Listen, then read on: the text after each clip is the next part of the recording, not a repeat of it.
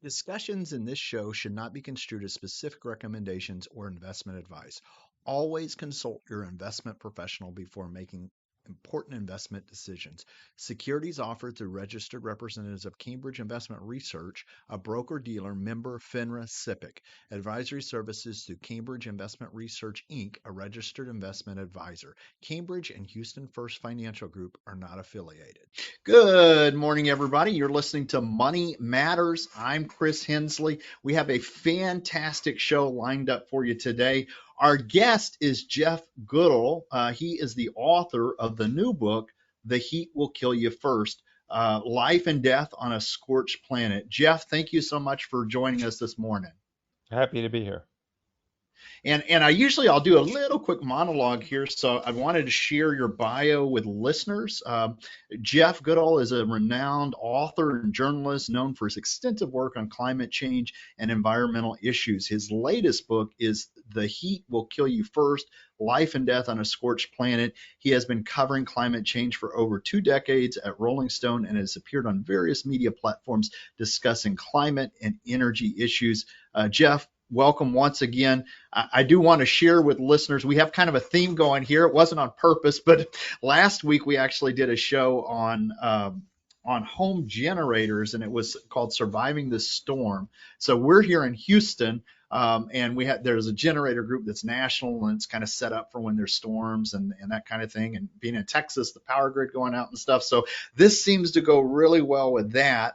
And then I was looking for, well, what can I do to kind of make it timely? And usually I'll look for like a story or something like that. All I had to do was check the weather this week. So I pulled up Phoenix, and there's an excessive heat warning in Phoenix today. They're expecting degrees of 112 degrees through Wednesday. So I thought that was a good way to start it. But Jeff, tell me a little bit why you wrote this book. What inspired you to write this book? Well, first of all, thanks for having me. It's great to be here to talk with you. Funny that you mentioned Phoenix just now.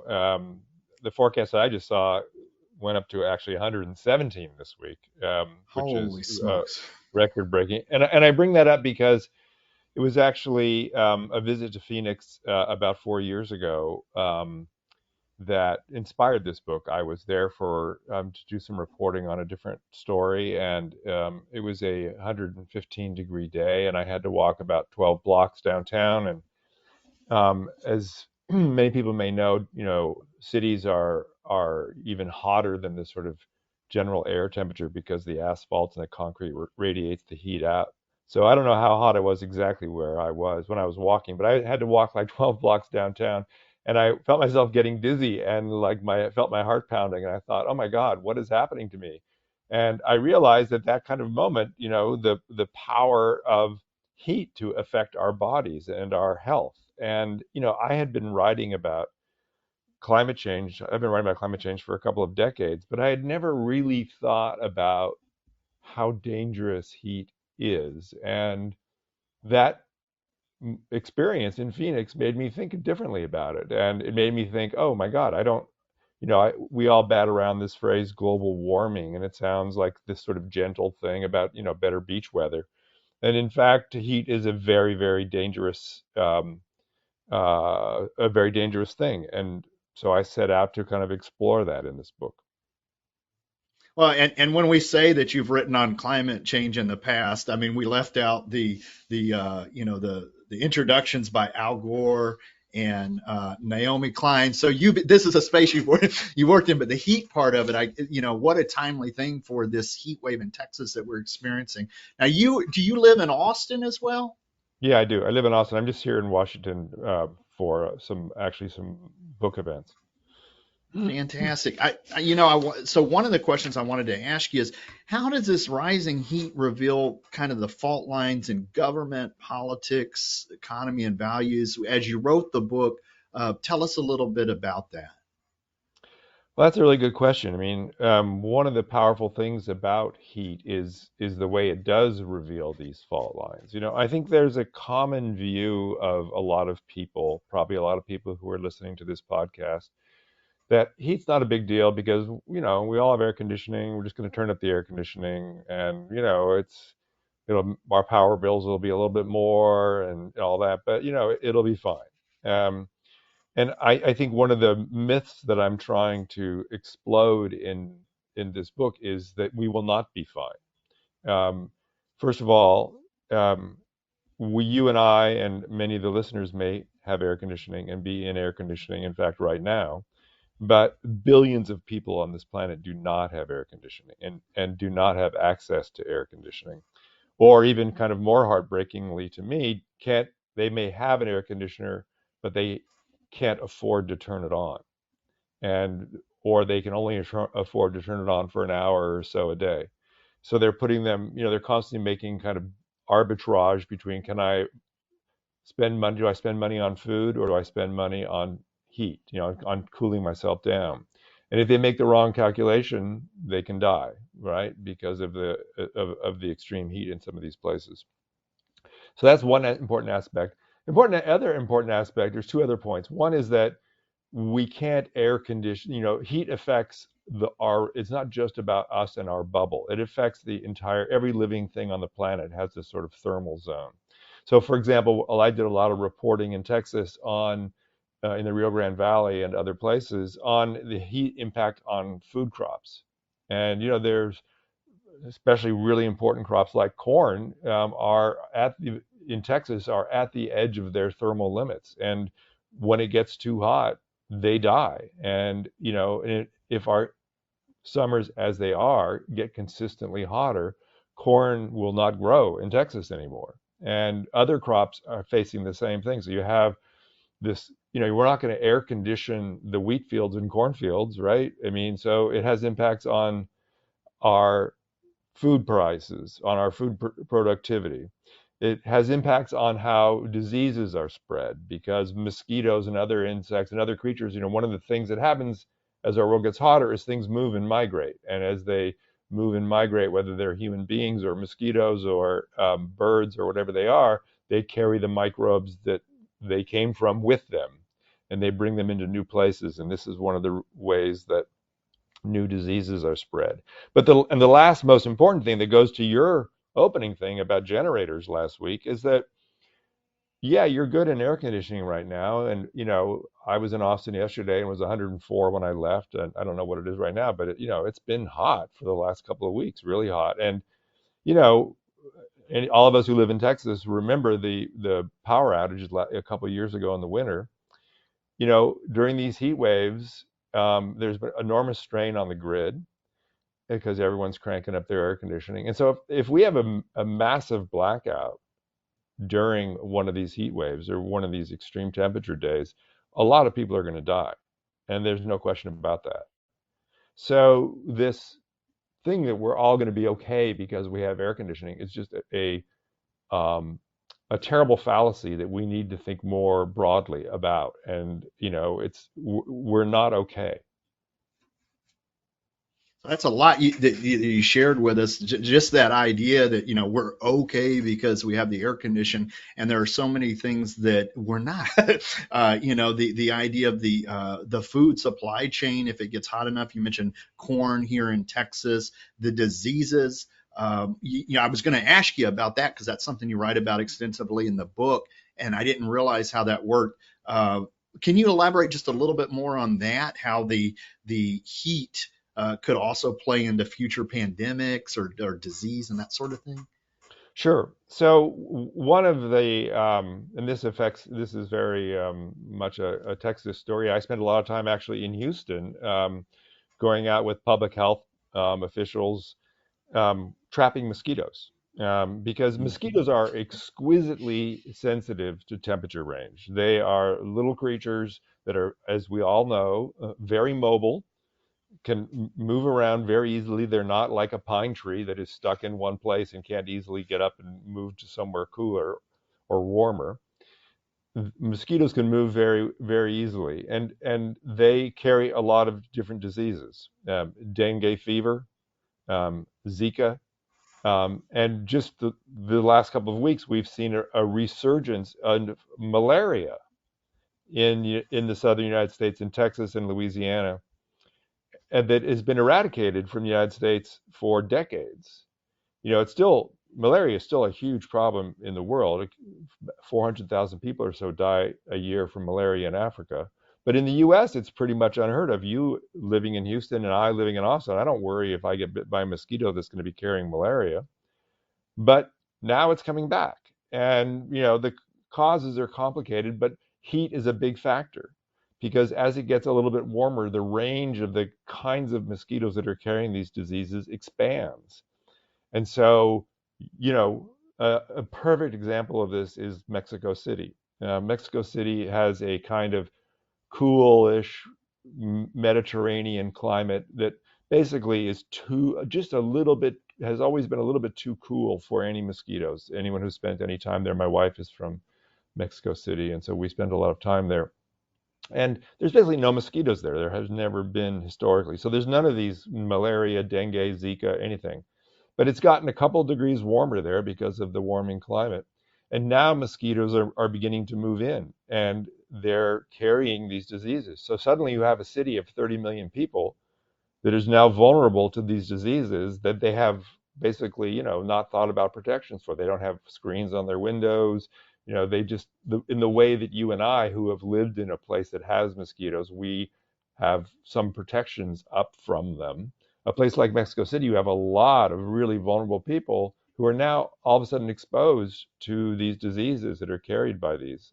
So that's, one classic example. The other classic example is ticks, Lyme disease in the northwest or northeast, starting out down on Long Island, but now moving all the way up into Vermont and Canada because it's getting warmer. And as anybody has ever been any time in the Northeast, ticks are creatures that nobody wants around, and they carry a lot of diseases. Lyme is just one of them. So you have things like that are migrating around, and then you have birds that are carrying avian flu virus that are moving to new places.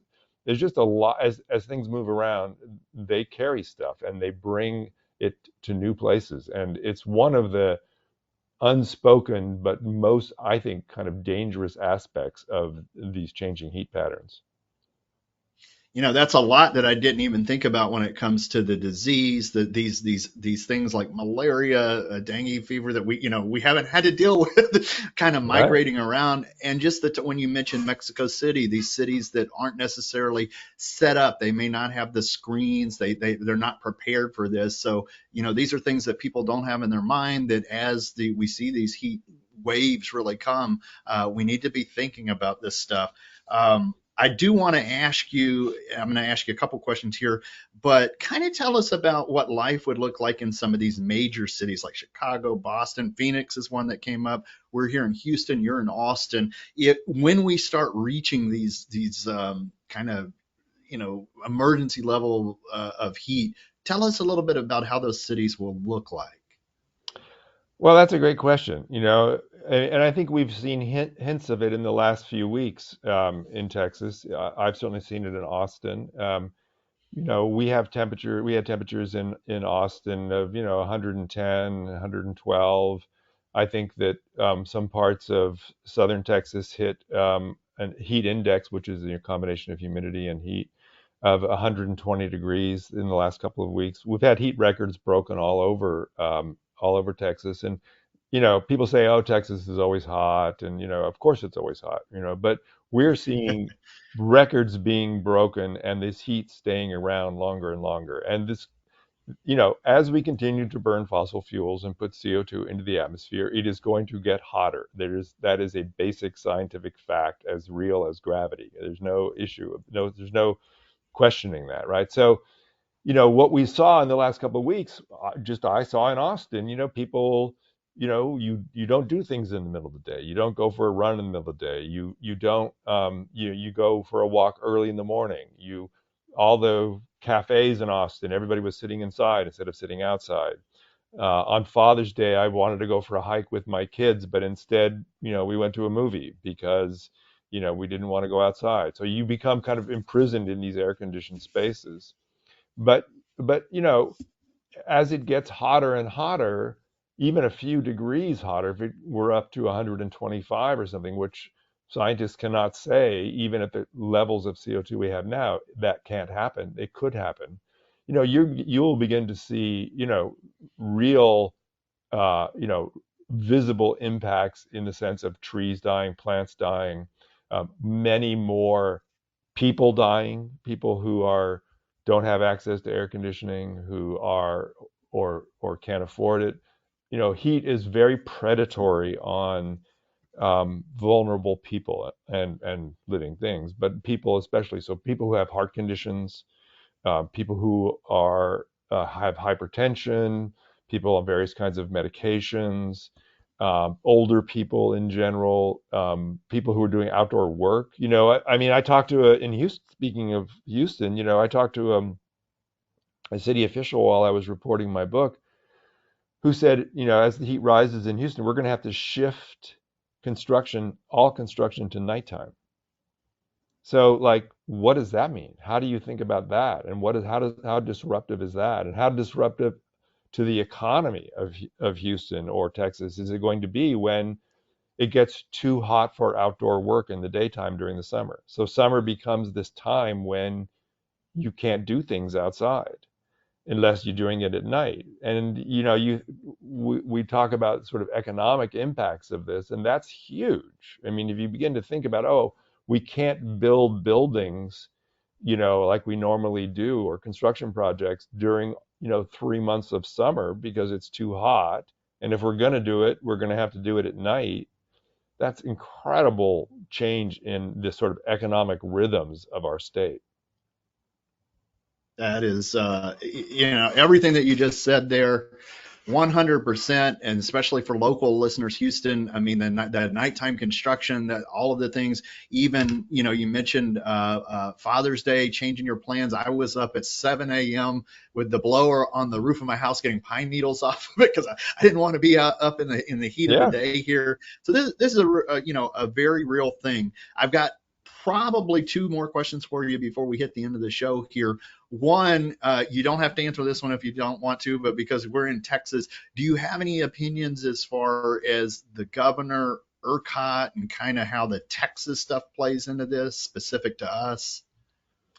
Well, sure. Two points I would make. One is that, you know, this recent heat wave that we have all lived through, you know, these spike of temperatures in the last few weeks have really, you know, one of the fears, as I mentioned before, was that as the demand for power surges, because everyone's turning up their air conditioning, that we would have a power failure. And, you know, and I talked about the risks and the problems and the dangers of that. Well, we didn't, and that's fantastic. But one of the reasons we didn't was because we have so much solar power in that has been installed in Texas. You know, I think during the heat wave, as much as 25% of the grid power was coming from solar. Solar is much more reliable during these heat extremes. You know, these heat extremes are really tough on traditional thermal plants that have, you know, metal that expands and contracts, and there's all kinds of issues with using a natural gas power plant during extreme heat that solar plants don't have. Plus, so we had a more stable grid, and it was cheaper. You didn't have the price swings that we have with natural gas. The state saved uh, ratepayers in the state saved billions of dollars during this heat wave with a more stable grid because of the solar power on the grid, and that's really, really a big deal, and is a kind of test case for why we need to move more quickly to renewables, why they're a better deal, why, and Texas is the leader in that. Texas is amazing in their deployment of solar and wind, but it doesn't get talked about enough because, you know, the oil and gas people sort of dominate the politics of the state in such a big way. But I think this is going to be a real turning point in that, and I think that this was a kind of proof positive that this movement is, you know, not only cheaper, not only better for cleaner air, but also more reliable. So that's one point. The other point that I would make politically is that during the midst of all of this, you know, Governor Abbott signed legislation that prohibited local cities from instituting uh, breaks for construction workers for shade and water, right?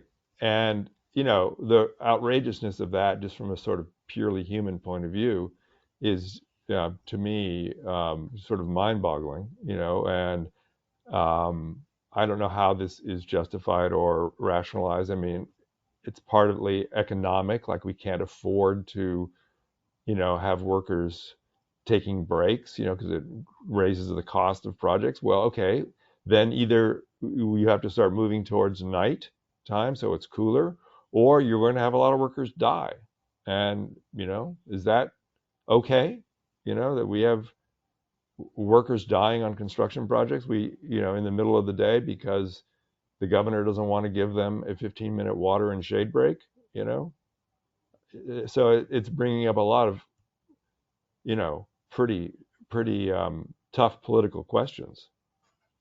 Well, thank you for sharing that. I'm shaking my head the whole time, yes, because I'm in agreement. So I think we probably have one more time for one more question, but Sure. I'm gonna kind of piggyback on what what you're sharing there. We talked a little bit about the idea of the solar and wind, and I've seen some articles that even bringing in these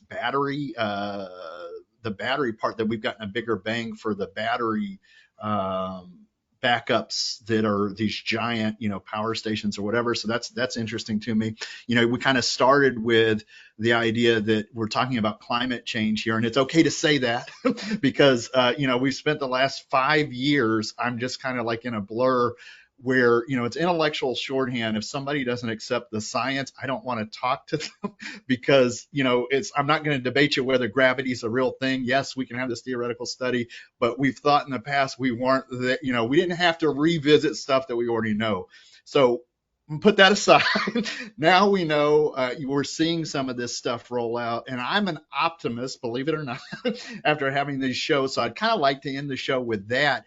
Can you give us some reasons to be optimistic, some possible solutions, some things we probably need to be working towards if we're looking to solve this as a problem?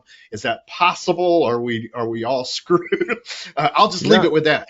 no, well, that's a good question, and one of the things I'm learning as I'm talking to more and more people as this book gets rolled out is, it always comes down to this sort of binary question. It's like, are we screwed or are we not? And my view is, I've been writing about climate change and energy for 20 years, and a lot of people think, why aren't you like an alcoholic living in your basement and like, afraid to come out into the world because it's all so depressing. I don't find it depressing at all. I find it incredibly inspiring. The reason I write about this is because every time I go out to report a book and or a magazine article, I meet amazing people who are doing amazing things, innovative things, creative things, passionately connected. And I'm not talking about tree hugger environmentalists. I'm talking about like the guys who were building the solar panels out in Texas, the guys who were building the batteries, the Tesla. I'm not a huge fan of Elon recently, but that is an amazing story. I mean, I really believe that this climate crisis and these extreme heat waves and all of this energy transition can be used to build a better world. I think that the way that we have our world built is not perfect. Have done a lot of dumb stuff, built things in a lot of dumb ways. We can do better. We can build better cars, have more reliable power, have cleaner air. The problem is that we're deep into this, and there's going to be suffering, and there's going to be loss, and there's going to be death, and we have to grasp the scale of what we confront. This is not a broken ankle that we can just fix with a couple days in a splint. We need to think differently about our lives, and we need to do it soon, and we can do it better. And Texas is a great example. Texas is like a leader in clean energy and a leader in this kind of transformation.